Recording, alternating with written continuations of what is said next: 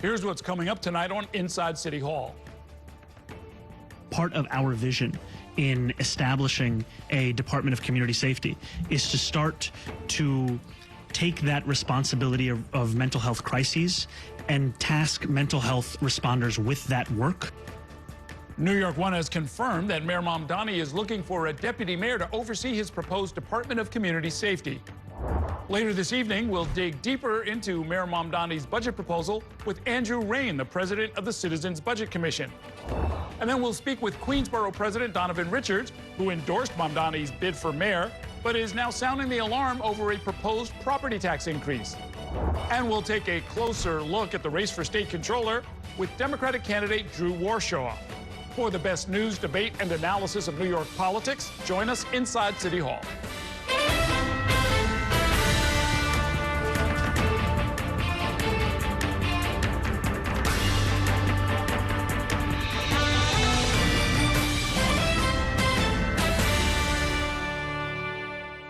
Good evening. Welcome to Inside City Hall for Thursday, February 19th, 2026. I'm Errol Lewis. Mayor Mamdani is planning to hire a deputy who will oversee the Department of Community Safety. A new office, the mayor says, will change how mental health crises get handled in New York. This comes as the mayor today defended his proposal to possibly increase the property tax rate in order to balance the city's budget. Our Dan Rivley joins me now with tonight's top story. Good evening, Dan. Good evening, Errol. This new deputy will be responsible for answering the biggest outstanding questions about this new department, including its size, its scope, responsibilities, plus how and when social workers and specialists will respond to emergency mental health calls that right now NYPD officers handle. So a spokesman for Mayor Mamdani confirmed the news first reported in the New York Times and sent over this statement saying the mayor is deeply committed to establishing the Department of Community Safety, and this new deputy mayor will play a key role in setting the foundation for it with the help of First Deputy Mayor Foulahan. The First Deputy Mayor, Dean Foulahan, oversees the NYPD as part of his portfolio. Now, Mayor Mamdani earlier spoke about the Department of Community Safety, saying it could be the answer to the NYPD's recruitment problem, saying that officers can handle as many as 200,000 emergency mental health calls each year. Part of our vision in establishing a Department of Community Safety is to start to take that responsibility of mental health crises and task mental health responders with that work, and to ensure that police can focus on the work that they signed up to focus on, which is tackling violent crime across the city. Mayor Mamdani also took questions about his preliminary budget unveiled earlier in the week with a nearly $5.5 billion budget gap. Mayor Mamdani was asked why he simply could not simply cut that with reduced spending out of a $127 billion budget. Mayor Mamdani said any kind of cuts approaching 3% or more, and that means New Yorkers may actually start to feel a reduction in services. That's the point at which garbage can collection is reduced. That's the point at which library service hours are cut. We do not want to put forward a city government that cannot meet the needs of New Yorkers. And the options Mayor Mamdani has been offering to close this budget gap: have Albany raise taxes on wealthy individuals and corporations, or as a last resort, the city will raise property taxes. Errol. Yeah, there really are a lot of questions about this Department of Community Safety. As described, at least during the campaign, there are a lot of NYPD functions that would sit within this department, but they're saying it's not going to be run from police headquarters, but rather from a city hall official. Right, and I think this is where the details actually matter, because the most detail we've gotten was before he was inaugurated as mayor. He was still a candidate, and he had a briefing paper basically saying this would be $1.1 billion, the size of this new department. Hundreds of millions of dollars of that would be new spending. A lot of it would be existing spending, and bringing in some of these offices already established, like preventing gun violence, and move that under the under this new department. So I think it's really important the details get fleshed out, because the NYPD may need to have a role in responding to these calls if there's a weapon involved, if there is a danger to someone's livelihood, whether that's the social worker, the person themselves, and that relationship will have to be worked out. And you see Mayor Mamdani, he is not offering those details, but rather he's going to hire a deputy to start filling in the blanks. Right, and whoever that person is, this is a frontline agency. If they're getting 200,000 calls a year, and let's say most of them, or even half of them, get diverted to this new Department of Community Safety, that's a lot of work each and every day. Right, and I think staffing levels is going to be one of the key components, because as NYPD is dealing with hiring, so too are social workers and the men and women tasked with this work. You're going to need a lot of them. The money's got to be there, and he's already talking about this nearly $5.5 billion budget gap he's facing. All right, thanks very much, Stan. In other news, a lawsuit accusing NYPD officials of operating like a criminal enterprise has been dismissed by a federal judge. The suit was filed by former interim police commissioner Tom Donlin. It accused the mayor, Eric Adams, and some of his top allies of corruption. Our Ayanna Harry joins me now with more on the case in reaction of the suit's dismissal from Donlin's lawyer. Good evening, Ayanna. Good evening, Errol. This was a wide-ranging 250-page federal lawsuit filed by a man who was brought in to bring stability to the NYPD after his predecessor resigned in a cloud of controversy. But this suit, brought by former interim police chief Tom Donlin, has now been dismissed. A federal judge saying that failed to lay out any violation of federal law. In a statement, the city's law department praised the dismissal of Donlin's suit, saying, "We are pleased the court agreed there was no legal basis for this case to continue." But Donlin's attorney told New York One this case is not over yet. He's filing an appeal, noting Donlin isn't the only one alleging misconduct in the NYPD while Eric Adams was mayor. I think ultimately Donlin's allegations in the lawsuit will bear out to be truthful as these federal investigations wrap up and indictments are sought and charges are brought. I think ultimately Commissioner Donlin the factual elements will be proven accurate. Tom Donlin took over the police department on an interim basis for several weeks in the fall of 2024 before Jessica Tisch was named commissioner. Donlin's suit claimed, along with some high-ranking allies within the NYPD, the mayor ran the police department like a criminal enterprise, saying he uncovered systemic corruption. Donlin claimed Adams' allies in the department blocked his effort to root out police corruption, used his police commissioner stamp without his knowledge to promote unqualified officers. And Donlin says he was even retaliated against when he complained about some of this conduct to the mayor. But in dismissing the case, the judge found there wasn't a criminal enterprise because the police officials mentioned did not act with a common motive to violate the law. In discussing next steps, Donlin's lawyer explained why he felt it was so important to continue with an appeal and to speak about the allegations contained in this lawsuit publicly. The people that Commissioner Donlin alleged of committing crimes are the highest levels of the police department. The people tasked with preventing crime and investigating crime are, based on the allegations in the complaint, are the ones committing the crimes. And I mean, the saying, the old adage is true: who's going to police the police? Again, a federal judge has now dismissed former interim police commissioner Tom Donlin's lawsuit alleging the NYPD was being run as a criminal enterprise under Mayor Adams. He does still have another pending defamation lawsuit against the mayor, claiming that after he spoke out, alleging some of this corruption, the mayor then retaliated against him by questioning his cognitive abilities. Errol. And so the things that were alleged in this lawsuit are clearly criminal. But if it doesn't meet the definition of a federal crime, is the idea that he might have to go to state court or go to some other venue to try and get justice? Yeah, the idea, and that was essentially mentioned at the end of this decision, is that he can go to state court for some of the allegations. But another issue that the judge took with this complaint that was initially filed by Tom Donlin is that he mentions a wide range of activities that took place within the NYPD before Donlin ever got there, and that did not include Donlin. And so the judge essentially said, these matters are not even relevant to your case. Oh, very interesting. And yeah, it really was kind of a grab bag, right? There were allegations of sexual misconduct and harassment. There were allegations of flat-out theft and of possibly defrauding the city. Right, and also allegations of retaliation, and that former interim commissioner Tom Donlin, his wife was arrested, and shortly after her arrest, the details ended up in the New York Post. Donlin was saying that that was an act of retaliation again. Are the details in this complaint alarming? Yes, and the judge isn't even saying that they aren't unfounded. The question is whether or not they violate federal law. And the judge is saying from what was read and what was detailed that it wasn't a clear violation of federal law. Okay, thanks very much, Ayanna. Meanwhile, Governor Kathy Hochul is in Washington, D.C. for the annual meeting of the National Governors Association. The event every year brings together governors from across the country, but it has been marred by controversy this year. That's because President Donald Trump disinvited 2 Democratic governors from a White House dinner, which in turn caused partisan strife to swallow the traditionally bipartisan event.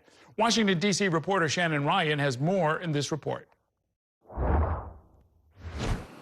Governor Hochul's visit to D.C. comes at a particularly contentious time for the state's relationship with the Trump administration, which has been cutting federal dollars from programs and projects in blue states. Perhaps the most notorious funding fight is over rehabilitation of the New York-New Jersey Gateway Tunnel, which was damaged in Hurricane Sandy. After several months in limbo, work on the $16 billion project is slated to resume next week, following a federal judge's ruling forcing the Trump administration to release nearly $130 million in frozen funds. Similarly, we've seen wind energy projects in the state start, stop, and restart amid funding feuds, with the Trump administration claiming they're expensive, unproductive eyesores that harm wildlife and even jeopardize national security. Federal dollars for other New York infrastructure projects, including the 2nd Avenue subway project, wastewater and water supply rehabilitation, have also been caught in the crosshairs, as have different social safety net programs. The Federal Policy Institute, a think tank focused on New York's economy, predicts funding cuts enacted under President Trump's signature tax and spending legislation will cost the state $8 billion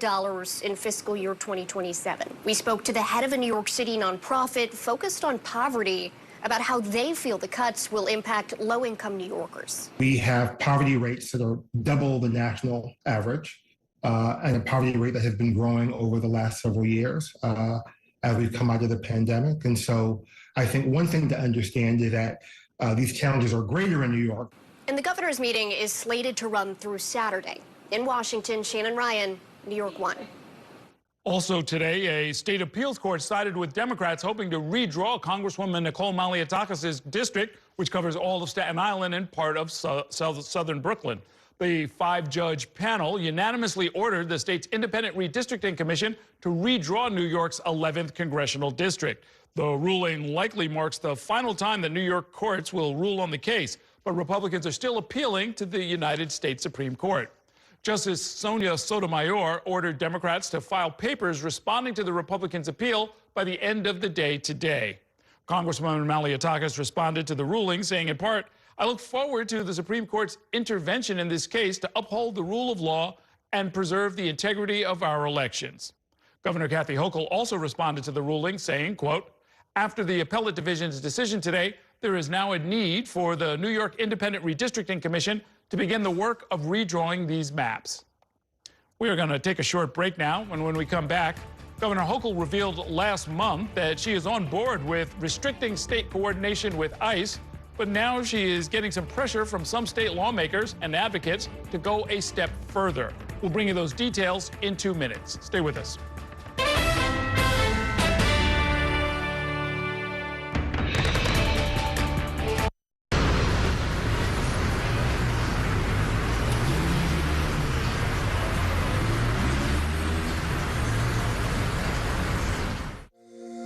Every day tells a new story. At Mornings on One, we're dedicated to bringing you the stories that matter most to start your day.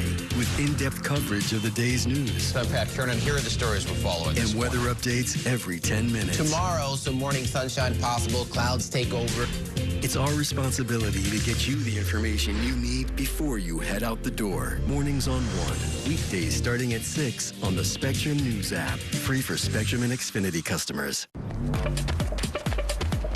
When you're connected with Spectrum, you get 5G and fiber-powered internet combined for the fastest wireless speeds.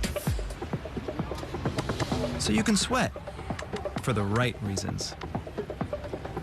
It's only the seamless connection you love at home, everywhere you go. It's only everything.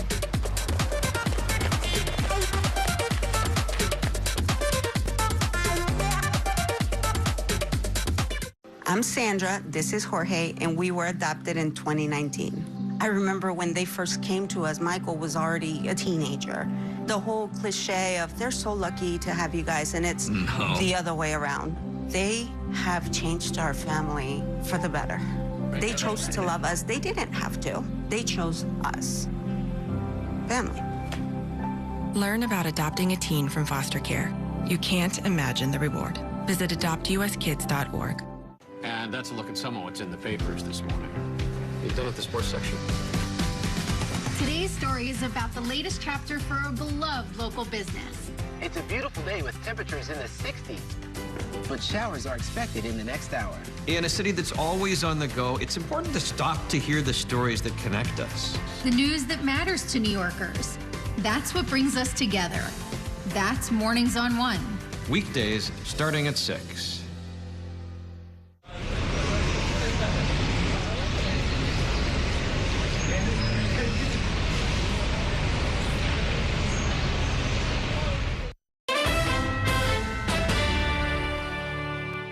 Welcome back to Inside City Hall. Governor Kathy Hochul revealed last month that she is in favor of restricting state coordination with ICE, but some state lawmakers and advocates wanted to go a step further and emulate New York City's sanctuary policies. Our State House reporter Bernadette Hogan breaks it all down in this report. We will always cooperate with federal government to bring violent criminals to justice. Nearly a month ago, Governor Kathy Hochul laid down her cards, revealing she's backing 3 proposals aimed at curbing federal immigration enforcement throughout the Empire State. It does not mean that New York State will stand for flagrant abuse of power under the guise of public safety. But Hochul is getting pressure to take it up a notch. I think a lot of my colleagues want to go even further than the governor, myself included. Weeks earlier, Democratic State Senate Majority Leader Andrea Stewart-Cousins put her stake in the ground, promising to pass the New York for All Act.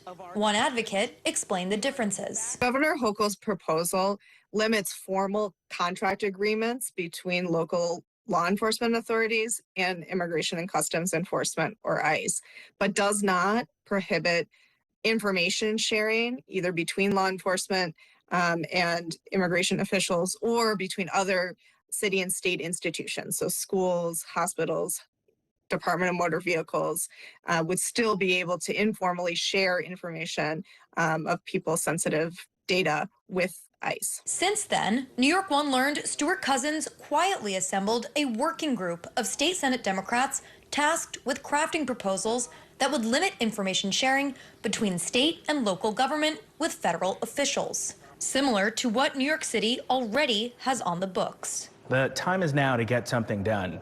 We are watching our neighbors, we're watching people in our community every single day be subject to violation of their constitutional rights. While a 2017 executive order does limit state action, city sanctuary laws go the furthest, barring ICE from operating inside city jails and keep NYPD from detention requests. Exceptions exist, like when dealing with convicted felons or if someone has been placed on a terrorist watch list, or when a judicial warrant is served. There's a difference between collaboration, cooperation, and communication. So what we've always done is we've communicated with our federal partners, but NYPD specifically, we do not collaborate in terms of working together to enforce immigration laws. That's just not our job. Following heightened ICE activity in Minneapolis, Hochul and other moderate Democrats are trying to draw a line between supporting New York police and halting civil immigration enforcement. One former NYPD officer giving advice. Having targeted rules that we know these are threats to public safety. Most people will agree they don't want to be around serious violent felons. They don't want their constituents or their community members to be around that. So making sure that's defined, I think that would definitely be a better or more practical proposal than just a blanket prohibition. Hochul wants to end agreements between local police, their jails, and ICE until 2029. Others think that prohibition should be made permanent. I don't think this issue disappears with the change in administrations. We have, again, seen immigration, especially with the funding that they are now receiving and the staffing that they have increased. We're likely to see aggressive immigration enforcement continue beyond the Trump administration. Another measure creates avenues to sue federal officials for alleged violations of constitutional rights. We have to have a measure to hold you accountable. Right now, that exists for state and local officials. It does not exist for federal officials. So we're just trying to get things in alignment. We are facing some constitutional issues. There is no place for the trampling of New Yorkers' civil liberties and abuse and violence at the hands of federal officials in ICE. That's why we have to pass New York for All. That's why we have to pass legislation to keep ICE out of sensitive locations. Legislative sources told New York One they're aiming to pass legislation as early as next month. Bernadette Hogan, New York One. It is time now for a break. Coming up, I'll be joined in studio by the president of the Citizens Budget Commission. Andrew Ryan will talk about alternative ways to address the city's budget gap. Stay with us.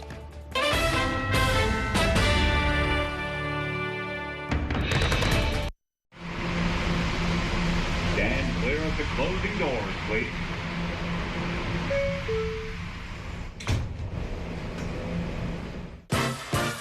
There's nothing quite like the feeling of going to the theater. Onstage celebrates that excitement every week by taking you behind the scenes with the latest news and in-depth interviews of the hottest shows on and off Broadway. So grab a seat, because this is a show you won't want to miss. Join us every Saturday and Sunday at 7:30 p.m. for Onstage. Onstage is presented by your Tri-State Cadillac dealers. Discover which Cadillac is right for you and elevate your journey. It's only a hike.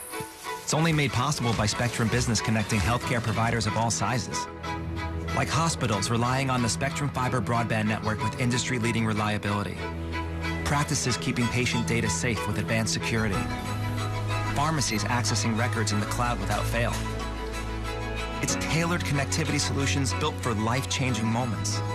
It's only a hike. It's only everything. Spectrum Business. Mom was always organized, but she started forgetting to pay her bills on time. And she'd buy the same gifts over and over. Telling the girls about my Alzheimer's diagnosis was really hard. At first, we had our cries, but then we were like, okay, let's make a plan. Early detection gave us time to adapt together. It's so important for you to think about what you can do and making the most of what you have. If you or your family are noticing changes, it could be Alzheimer's. Talk about seeing a doctor together. From my time growing up in Queens watching New York One to my time reporting here, I've seen how quickly a story can change. At News All Day, we bring you the news as it's happening, from around the boroughs to local government to your neighborhood. Because our city never stops moving. Hi, I'm Shannon Ferry with the day's developing stories. But first, stay up to date and informed with News All Day, weekdays from noon to 4.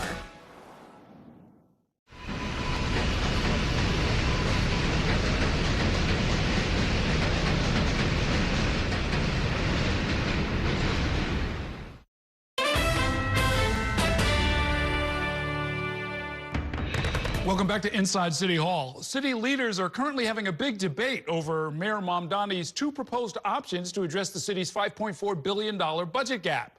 Either tax the wealthiest New Yorkers and large corporations or raise property taxes. Mayor Mamdani prefers the first option, but he needs help from Governor Hochul and the state legislature to do that. The mayor says that the latter option, raising property taxes, is a, quote, last resort.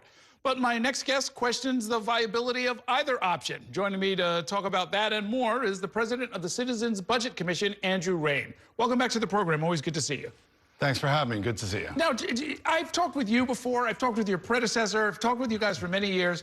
It seems to be that whether the economy is doing well or poorly, whether there's a Republican or a Democrat at City Hall, whether things are good or things are bad, you always reach the same conclusion. Cut government, don't raise taxes. Is this another example of that? I think the issue here isn't about cutting government. It's about making sure government delivers quality services and the right services to New Yorkers. And right now, what we're doing is we've layered on spending, new programs and expanded programs. Some of them have been very good, but we haven't exercised the political will in the last administration or before that to make those programs affordable by saying, hey, there's some spending here that's not actually helping New Yorkers. Let's cut that. Here's some efficiencies. Here's where we can use technology. That's the approach we should do to deliver the right services, quality services to help New Yorkers. When you talk about political will, a couple of million people just went to the polls a few months ago, and they voted for the guy who said he wants to raise taxes, right? I mean, at some point, I mean, does that count for nothing? No, listen, he got elected, he communicated his desires well, and he's proposed that. He's also proposed, I think, a false choice by saying if I can't do that, I can raise property taxes and dip into reserves. What we're saying, though, is New Yorkers will be better served for a better focused government serving high-quality services. You know, he issued an executive order number 12, which really directed these savings officers to do just that. It's actually very well crafted. That's the effort he should be pursuing. The efficiencies that he's looking for in government, we'll find out, I guess, in about a month or so what they've come up with.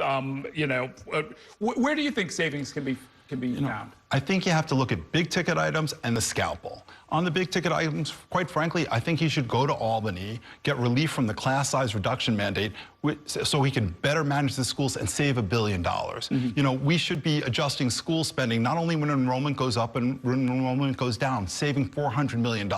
Procurement reform, we are terrible at it. We should consolidate procurement, standardize it, and actually be a better contractor and payer so that people actually want to do business and charge us without a price premium. That's $400 million. But then these savings officers go to every part, every program, and every agency and see what's working and see what doesn't. Look at technology, look at efficiency, look at redundant work processes and bureaucratic processes. There are plenty of opportunities. In fact, if you look at the spending in New York, and I know you came back with saying we're always talking about cutting spending. If we had kept spending at inflation for the last 10 years, we'd be spending $16 billion less than we do now. We only have a $5 billion problem. You know, tax revenue went up 8.3%. If you got a raise for 8.3%, you still had to dip into savings for $611 million. You say, I have a spending problem. We can do better for New Yorkers by delivering them better services. Well, I mean, I'm trying to keep track of some of the numbers. You talked about what adds up to about $1 billion or so. The problem is we have a $5 billion hole. So on the big ticket items, just a couple of examples. It was $1 billion on class size, $400 million in terms of adjusting school funding, $400 million on procurement. We have more, but that's $1.8 billion. That's before we go into the agencies and find out those places we can save. That's the effort that should be redoubled, retripled before we ask New Yorkers to dig deeper into their pockets. You know, we are the highest tax jurisdiction in the country. We do risk losing or not attracting people who pay taxes for police, fire, sanitation, and businesses that hire New Yorkers. We need to focus on making government better. Is there a jurisdiction somewhere else, whether it's a state or a city, that does things better that New York should be looking at as far as even just how we do ordinary business like procurement? You know, there are examples throughout. I don't know that anybody does everything lock, stock, and barrel, but the key is to pick the best of them. And part of the strategy has to be a performance management system. Look, we've had CompStat for decades, but if we tailor that to every agency, why don't we have a performance management system that uses the right data and holds people accountable so they can improve it? That's what we did at the health department when I was there, and we provided quality services. We can do it, and we have the examples right here in New York. Oh, I'm smiling because the last mayor, Eric Adams, said he was going to do exactly that, and you know, merge systems, find efficiencies, CompStat, this measure, that measure, this measure, that measure, and none of those things happen. Look, mayors have always talked about it. The key is to hire the right people, but have that directive. Let's expand that executive order and design a system that goes throughout all the agencies so we use the data, use the process, fix the problems, make the services better. It's kind of what was embodied in that executive order. Let's change it from savings officers to performance officers, and we should deliver that. In a number of cases, there are budget watchdogs, including your organization, that point out extravagant cases of waste or mismanagement or problems that can be solved, laying out some pretty specific suggestions about how to fix those problems. And they come and they go, and the city council either doesn't pick up on them or the controller puts out an audit that nobody really goes back to. How do we make this sort of more real for the voters who ultimately are going to dictate what happens? You know, I think we're seeing this right now. This is a self-inflicted crisis. Revenues are very strong, yet we still can't afford our bills. This is exactly, and I don't think there's anybody better than Mayor Mamdani, who believes that government can deliver and should deliver for people, and has talked about and has issued Executive Order 12 to make that case that there are going to be trade-offs, but if we do it, we all win. Your organization favors putting legal restrictions on how, or some legal framework to how we use the reserve fund. The state has reserve funds, and there are laws that dictate when you put money in, when you can take money out. It's somewhat controlled. We don't really quite have that at the city level, do we? You know, it's really, you can drive a truck through it. We should strengthen the laws on making sure that we deposit, when times are good, deposit more money into the rainy day funds and have rules for when we take it out during a recession or a severe emergency.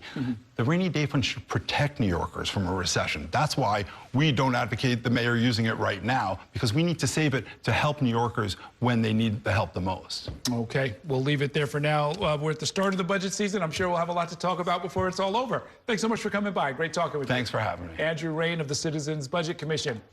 We're going to take a short break now. When we come back, we'll keep our focus on the budget when I'm joined in studio by Queensborough President Donovan Richards. We're going to talk about why he is opposed to the mayor's proposed property tax hike. Stay with us.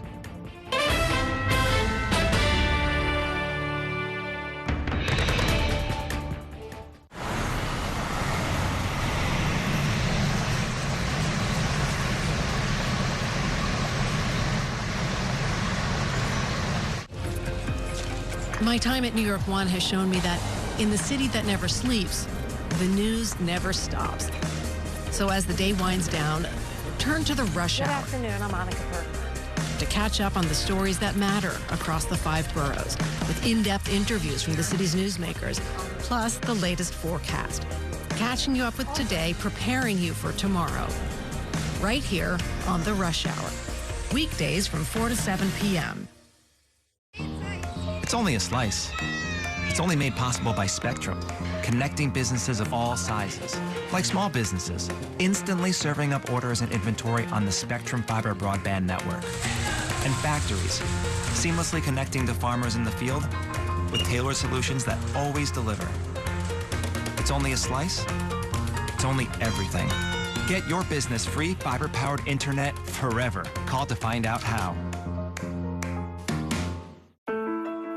I'm Chris Jakovic. I served in the United States Air Force, and I deployed 3 times. So in 2017, I was serving as an Air Force First Sergeant. Our motto in that role is, my job is people, everyone is my business. But unfortunately, in that year, I would lose my own brother, Lance Corporal Adam Jakovic, to suicide. The majority of veteran suicides are from guns. I store my weapons securely, not only for myself, but for my family. My service never stops. At Spectrum Noticias, we recognize that our New York City community is vibrant and diverse. Spectrum Noticias delivers balanced coverage of the stories that matter in our communities and across the country.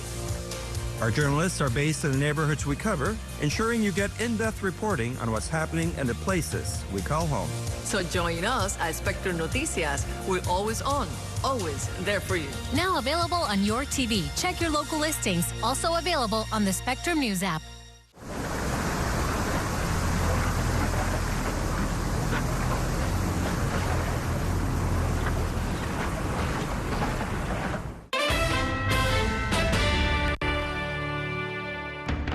Welcome back to Inside City Hall. We just heard from Andrew Rain of the Citizens Budget Commission about how the city can better address its budget shortfall.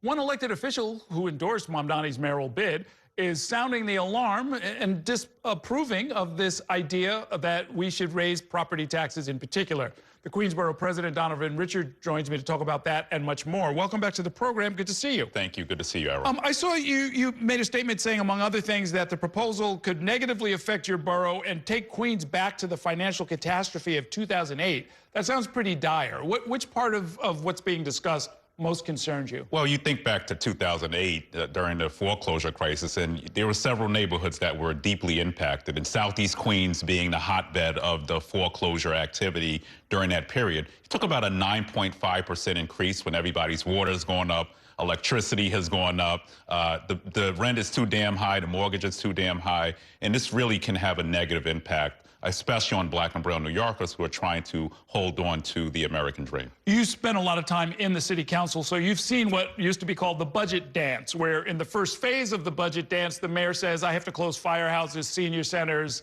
pools, libraries. Everybody goes crazy. Sometime before June 30th, it all gets resolved. Is this another version of that? Yeah, but, you know, I take privilege with the mayor using this as a negotiating ploy.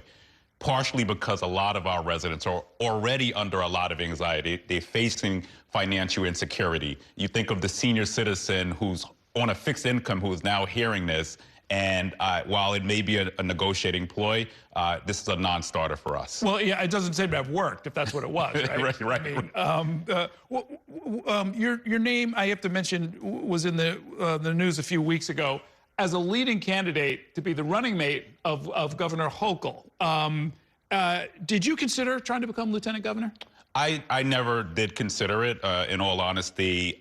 Queens, we need to ensure that during this moment in history when ICE is attacking our communities, we need to make sure that our borough had certainty. And I respect the governor. We have phenomenal relationship. We've had several conversations around it. And it was an honor to actually be on the list, first of all. I'll just start with that, being a kid from Far Rockaway, Southeast Queens, born to teenage parents, 23rd year in government. But I will work my behind off for Governor Hochul over the course of this campaign. And obviously, she has no primary. Right. Well, no, I mean, yesterday we had the public advocate on, and Jumaane Williams said that the anger and blame, the antipathy towards this idea that Mayor Mamdani put forward, he said should be directed at Governor Hochul instead.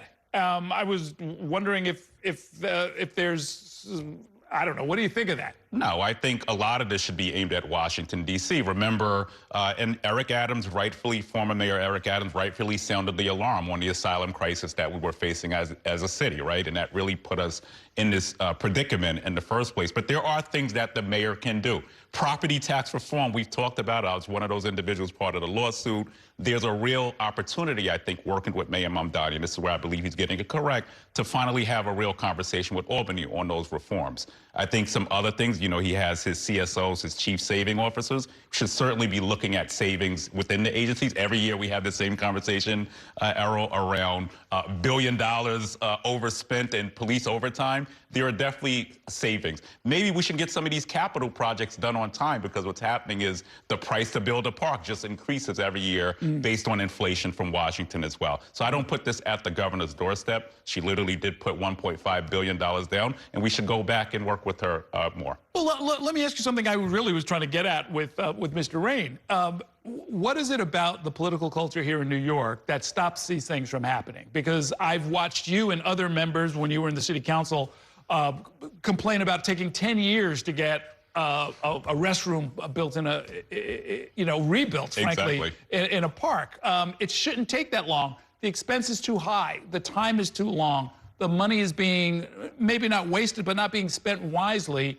And yet we have the same conversation every 5 years, every 10 years, we come back to it over and over. But there's been some movement, not enough movement. A lot of this is to do to what we have from a state regulatory framework. So we do have to work with our state partners to really cut through a lot of the procurement processes that we do have. And that's a conversation I know that City Hall has been having with the governor's office and with the state officials as well. So there's still work to be done. I don't want to say there's been no progress. The School Construction Authority recently, by the way, just figured out a way to pay their contractors on time to move projects faster. So for instance, we just cut the ribbon just on a simple project, a new field at Bayside High School, which was done in 3 months, by the way. Historic. So it can be done, but it does take political will.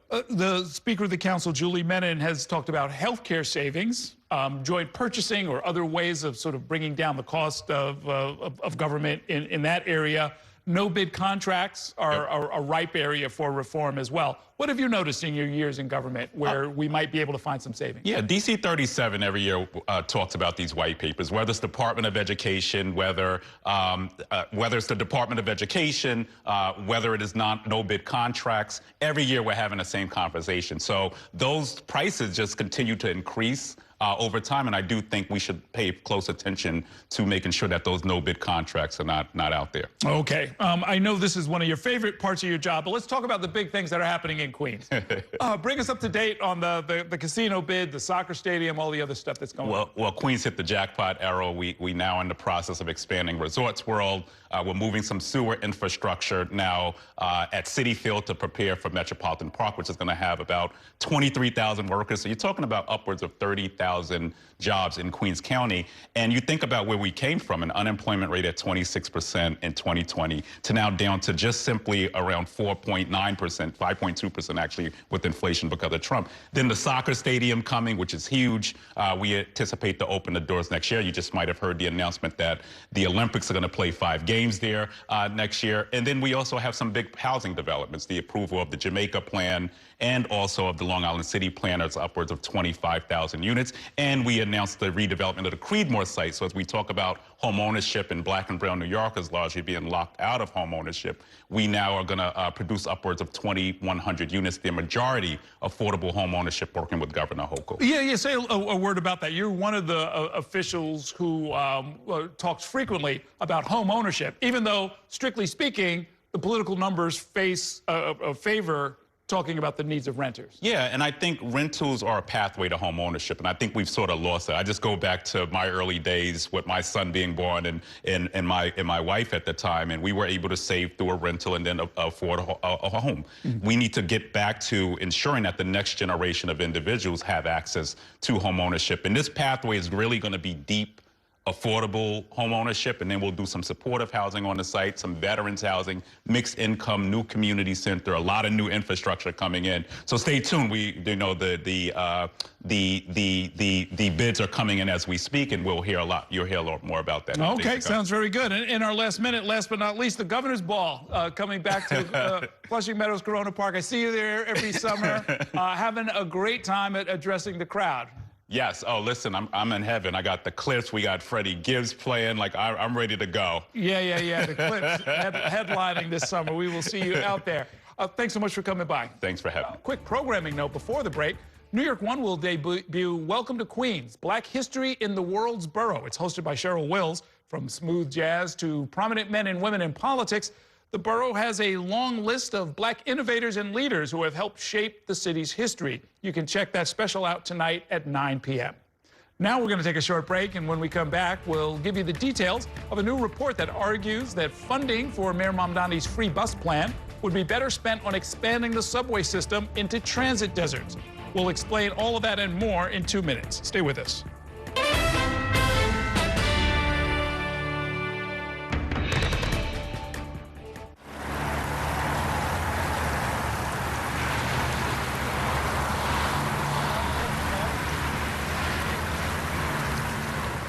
After 30 years of forecasting for New York, I've learned it takes a dedicated team to cover all the weather our city has to offer.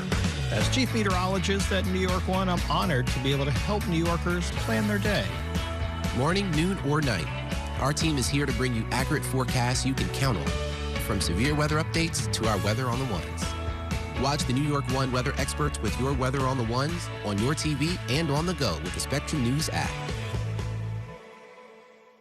I moved from Dallas to Los Angeles all by myself. The order of things I wanted to set up was internet, water, then power. I needed to take a shower, but I really did need the internet for work and to watch my shows. That's kind of a crazy thing to admit in front of a camera. Pretend I didn't say that. I got to Spectrum. I was so relieved that I was getting the best bang for my buck. It was a huge weight taken off of my shoulders. Real customers, real savings. To see how much you can save, visit spectrum.com/save. I'm an ex-drug dealer, and I'll be your sub today.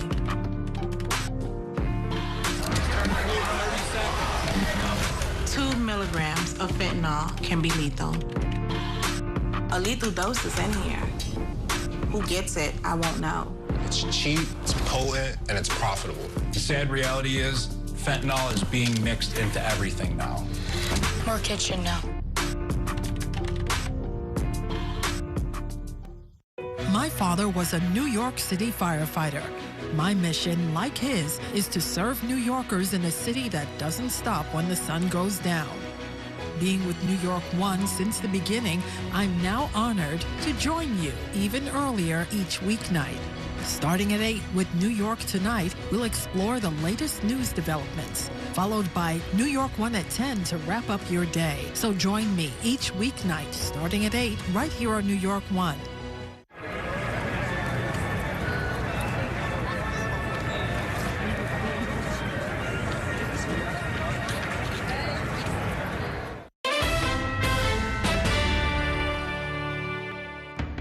Welcome back to Inside City Hall. One of Mayor Mamdani's early campaign promises was fast and free buses.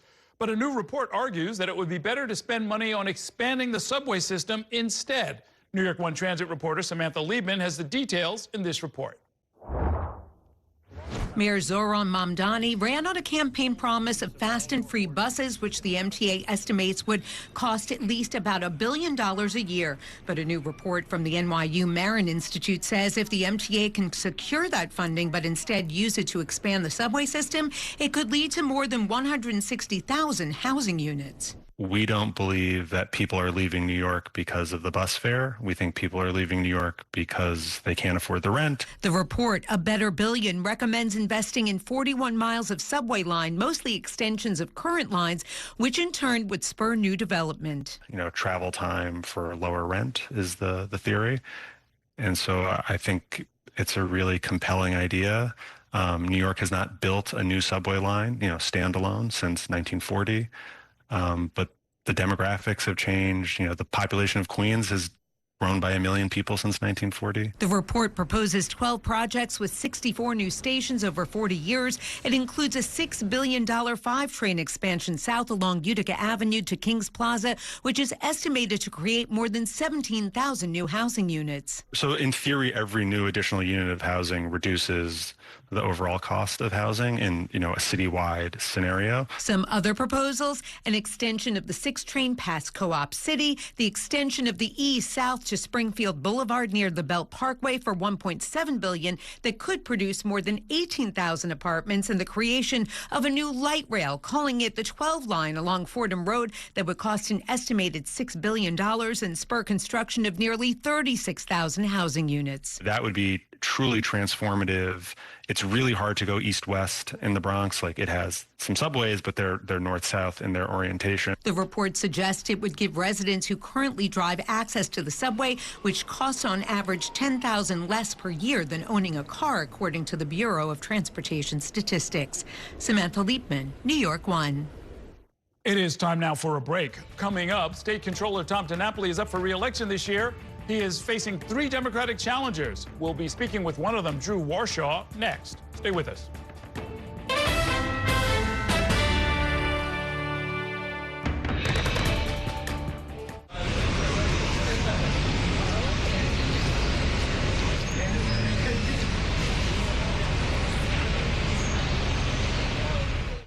We have so many ways to stay connected. A single touch can bring us closer to the families we love, the friends we know, and the city we share. And Spectrum helps us keep connected throughout the day, every day.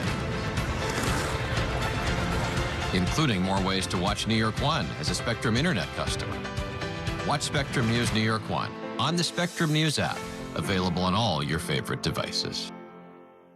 There's an international travel plan with Spectrum that was an additional $10 a month, as opposed to paying a ridiculous amount per day for roaming fees. This literally felt like my old phone carrier was reaching their hand into my wallet and just helping themselves to some of my cash. I like having no surprises when it comes to my cell phone bill. And with Spectrum, that's been the case. So it's saved me a ton of money. Real customers, real savings. To see how much you can save, visit spectrum.com/save.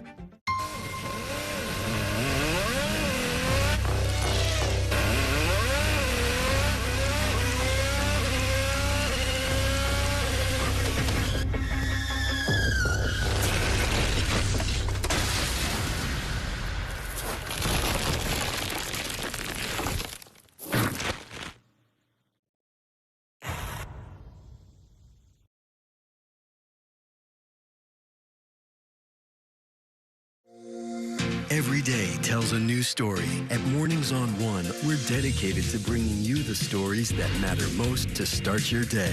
With in-depth coverage of the day's news. I'm Pat Kernan. Here are the stories we're following. And weather updates every 10 minutes. Tomorrow, some morning sunshine possible. Clouds take over. It's our responsibility to get you the information you need before you head out the door. Mornings on One. Weekdays starting at 6 on the Spectrum News app. Free for Spectrum and Xfinity customers. Stand clear of the closing doors, please.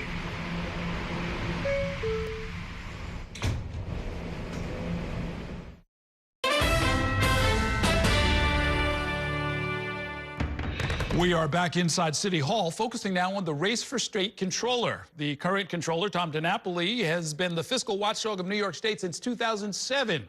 This June, he is up for re-election and facing a crowded primary Democratic field with 3 challengers so far, including my next guest, Drew Warshaw.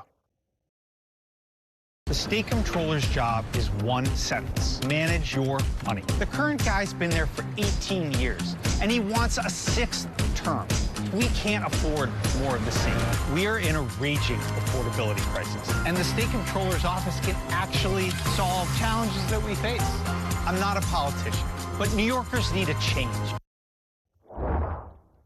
Drew Warshaw is an affordable housing nonprofit executive and a former assistant secretary to Governor Eliot Spitzer. He joins us now to talk more about his campaign. Welcome to the program. Good to see you. Errol, thanks for having me. Why are you doing this? This is a very, very big job. It's one of the biggest ones in politics, from even just purely from the point of view of getting around to 62 counties. Yeah, well, first, I just appreciate you spotlighting the most powerful office in government that few New Yorkers have ever heard of, because we are in a moment where working New Yorkers are getting crushed. They're getting crushed from Donald Trump and a relentless barrage from Washington, D.C., and unfortunately increasingly in our neighborhoods, and they're getting crushed by a cost crisis right here. And if you were sitting on money and you were sitting on power and you were not using both of those things for working New Yorkers, then you've got to step aside. And after 20 years, it is time we do it different.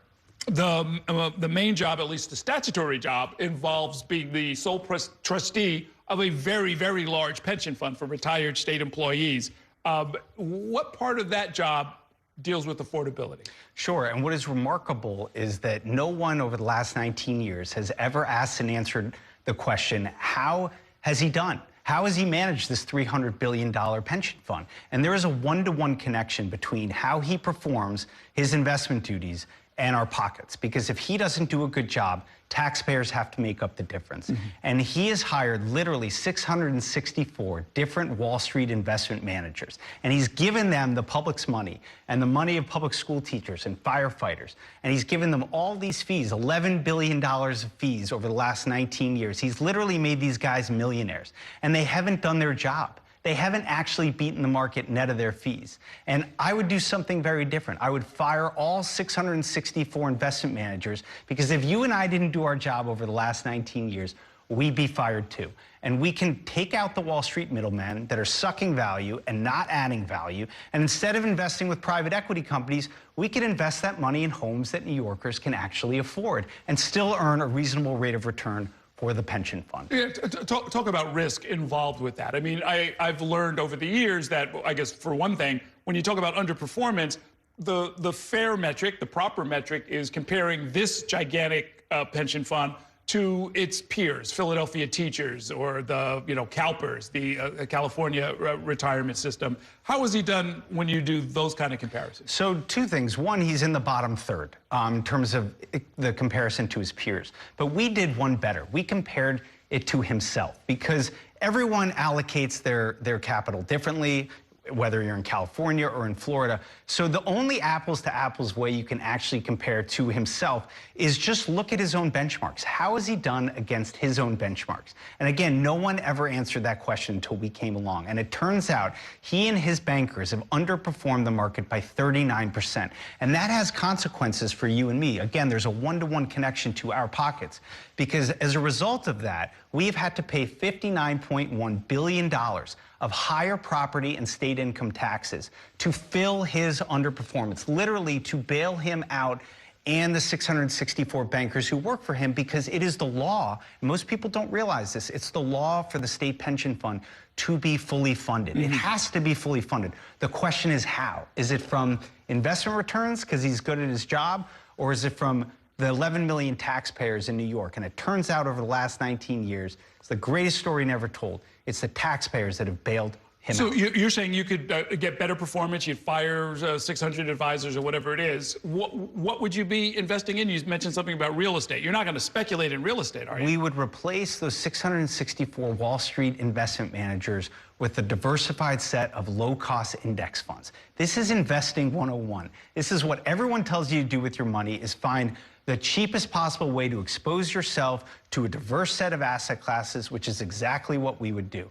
And then we would take $10 billion and stake the largest housing fund in the United States of America, because New Yorkers can no longer afford to live in New York. And the biggest single reason is they can't afford their home. The fig tree, the place where they go for security, safety, and value, has turned into something that is the opposite of those things. And one guy is sitting on $300 billion of the public's money, and none of that money right now is going into homes that New Yorkers can afford. What would the $10 billion leverage or produce? So that you're talking about? 100,000 new homes, that $10 billion would translate into, and we have experience in this. I most recently led the largest affordable housing nonprofit in the United States, and we invested that money, and we earned a perfectly reasonable rate of return. So there is no good reason to not do this. And New Yorkers right now, they are shouting for change. They cannot afford to live where they work. And one guy is sitting on $300 billion, the sole trustee of that fund,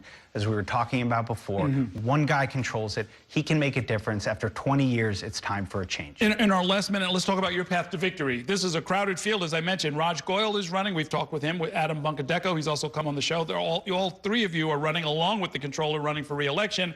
How do you differentiate yourself? How do you get from here to the finish line? I think when New Yorkers understand that we are giving our money to private equity companies instead of housing, when there is a choice between continuing to invest in fossil fuel companies and getting out of assets that are not just killing our planet, but are killing our pension fund, when New Yorkers understand that we have an opportunity to audit the 14 municipalities and counties that right now are colluding with Donald Trump's private militia, ICE, that we can actually do something about that. When we can get out of Palantir and foreign bonds where we have a ridiculously high concentration in, when we can invest in homes, not just divest from the bad things, but invest in homes that New Yorkers can afford, I think the choice after 20 years is going to be very clear. Okay, we will wish you the best of luck, and we'll see you out on the campaign trail. Thanks so much for coming by. Thanks for having me. That's Drew Warshaw, candidate for state controller. And that's going to do it for tonight's show. Thanks so much for watching, and have a great evening. We'll see you next time inside City Hall.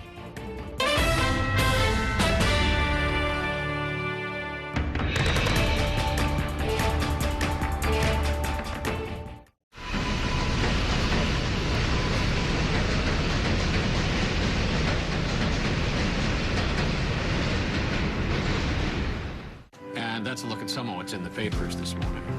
We've done with the sports section. Today's story is about the latest chapter for a beloved local business. It's a beautiful day with temperatures in the 60s, but showers are expected in the next hour. In a city that's always on the go, it's important to stop to hear the stories that connect us. The news that matters to New Yorkers. That's what brings us together. That's Mornings on One. Weekdays starting at 6.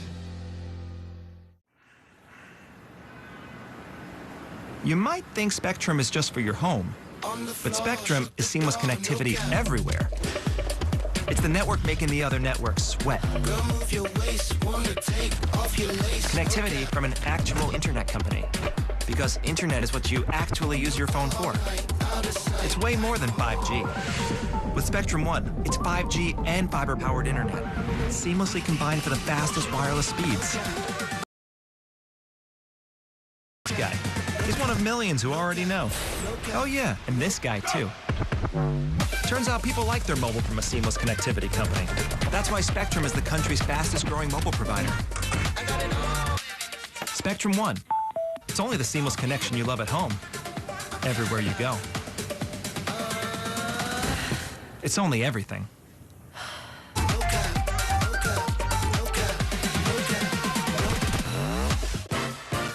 There's nothing quite like the feeling of going to the theater. Onstage celebrates that excitement every week by taking